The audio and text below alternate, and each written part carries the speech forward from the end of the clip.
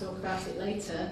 Suffice to say that if I make a mistake, as I just said in the last session, please excuse me because I'm not 6 while September, which was the day I chose to live instead of die.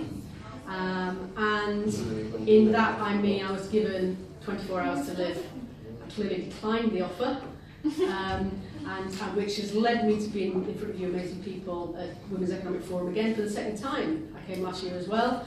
And because 3 years into my sobriety, into my recovery from my mental health issues, more than my addiction, I think, to be fair, I suddenly realised that there had to be more to this life than just being.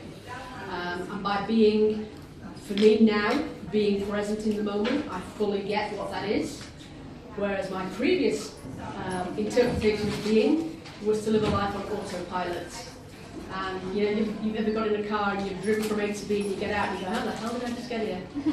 Yeah, pretty much 52 of my 52 years of life, up to the point that I was admitted to hospital, had been run on autopilot because the story I was telling myself was there's nothing wrong with me, I'm not insane. I had 4 nervous breakdowns by the time I was 13, and whilst I was never deemed insane, my father used to say I was a sandwich short of a picnic. But I embraced that to the point of obsession, because it was my personal remit to convince anybody and everybody that I was that positive person that they thought that I was. I built a carefully crafted facade which hid the truth. I was actually never a secret drinker. It was never a secret that I had nervous breakdowns, multiple. But I hid behind humour. I still use humour greatly today. It's my default setting, I can't help it. Amongst other things that my father, late great father said was I sometimes need a licence for this mouth, so if I offend anybody I do apologise. However, positive mental attitude. I was positive. Some would say I was mental, and I certainly had an attitude.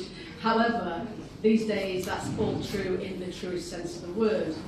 Procrastination and the story I told myself kept me rooted where I was, stuck exactly where I said I didn't want to be. I never had enough time. I was never well enough, pretty enough, happy enough, rich enough, educated enough. I was never enough. What a load of rubbish. We're all, as I said in the last session, are enough, whoever and whatever we are enough. We don't need to apologise, excuse, justify or explain ourselves ever, in my humble opinion. But in doing that, we also have to take responsibility for the choices that we make with our lives. This mind of ours is the most powerful tool that will ever exist. You can forget Apple, you can forget Google, Microsoft, all that business. There isn't an operating software system yet to be invented that supersedes the brain that we have. The brain that we have which controls the mind that is ours to control. But we have to become aware of it, and in doing so, we need to develop positive attributes and characteristic traits, and we need to take consistent, persistent, positive action. Does that make sense? We can't go through life living on autopilot, because one of these days you're going to take your eye off the road, so to speak, and you're going to crash. I crashed and burned multiple times. I didn't learn. Einstein said the definition of insanity is repeating the same mistake over and over again and expecting a different result. You would think after 3 nervous breakdowns I'd learned my lesson, but hell, I'm greedy and I never do anything by half, so I just tried for a 4th just in case. And do you know what? The journey wasn't any better. If anything, it was worse because it declined into alcoholism and I very nearly killed myself. So these days I have 2 4 o'clocks in my day, 4 a.m, 4 p.m, you know, and I make sure that I use every single second. Does anybody know incidentally how many seconds we have in a day? I do. 86,400 seconds every day. No return, no deposit, no overdraft, no second chances. Somebody said to me the other day, well, you've had a second chance. I said, yeah, but I was lucky.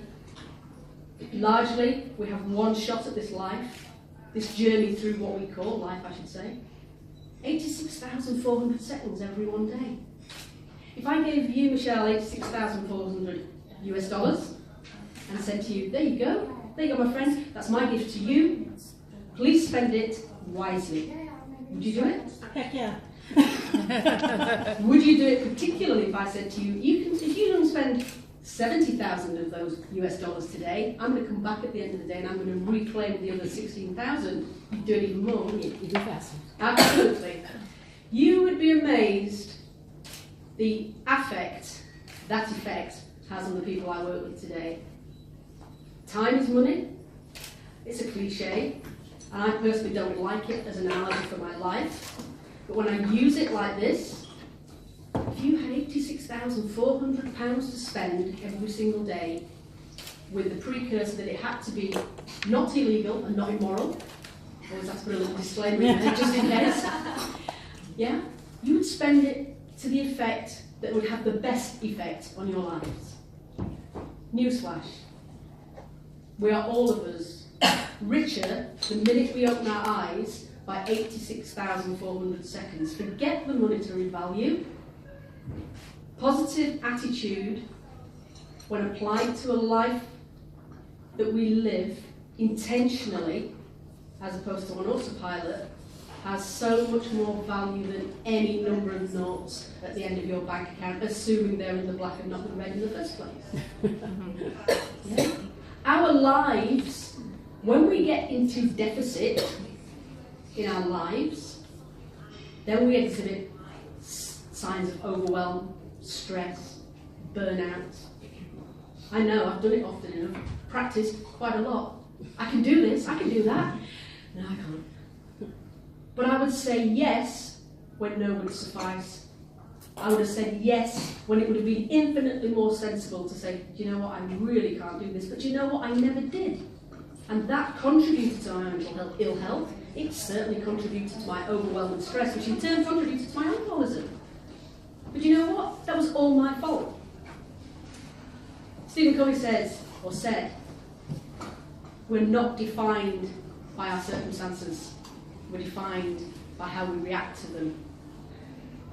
Never a truer word was spoken in my particular case, because I spent far too long buying into the story I was telling myself. A story that I had written on the back of something that happened to me in childhood.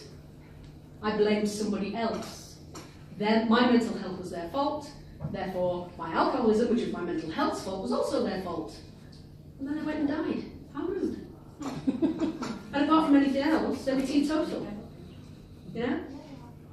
The stories we tell ourselves get us into trouble, especially when it's a negative story. We've all had the instances, yes, where we're really happy and we try something and we love it so much we want to do it again. And certainly that's how addictions start. But in a positive sense, we're far more likely to run towards repeating something that we enjoyed, rather than stepping back from something that distressed us, that we probably can't even remember the root cause for. To adopt positivity as part of a lifestyle, because it is a lifestyle. Somebody said to me the other day, that's just so you make it look so easy, you're always so positive. Really? Ask the husband. Ask the kids. I have bad days these days, I have shocking days, I have duvet days. I think, you know what, I can't do this today. The difference is I don't unpack and stay there anymore, because I am mindful, ever mindful, that my emotional bank account to use that day is ticking away every single second. This moment, that one, that's your life.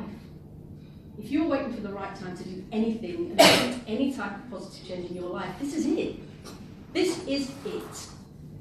We could walk out of here today, and increasingly likely, because we're in Delhi, no disrespect, and get run over by a car. I spent a long time in the traffic yesterday going, hey, shit. Yeah? Cows in the road, people just having conversations in the middle of the road while cars are going like that. But you know what?